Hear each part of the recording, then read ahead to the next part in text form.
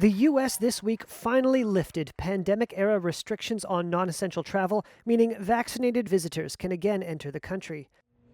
But extraordinary COVID-19 limits levied on desperate asylum seekers clustered along the U.S.-Mexico border are still in place.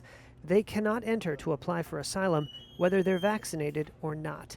That has rights groups outraged at a policy they say is hypocritical and dangerous.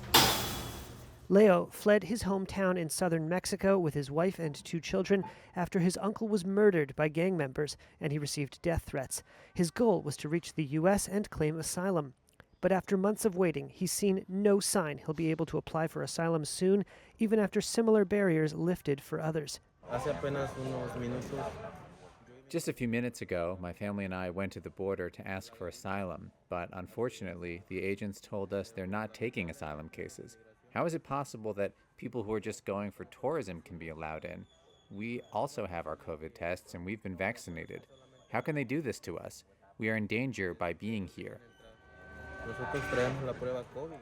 The Biden administration has kept in place an order called Title 42, a health measure created by former President Donald Trump barring asylum seekers from entering the U.S. to prevent the spread of COVID-19.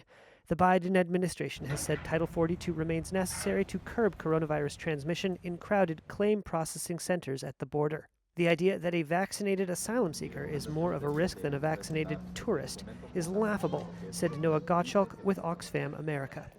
So it's a huge hypocrisy, right? Because they are now letting in not only essential travel, but also non-essential travel who's vaccinated. But we have asylum seekers here who are vaccinated, and they're not permitted to enter because of a COVID risk. Essentially, is the whole justification for it.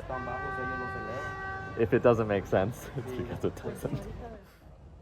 Leo has been working in construction to pay for rent in Nogales, but he says his earnings are not enough to support his family. He is also worried about his children getting hit by a stray bullet when gunshots ring out at night.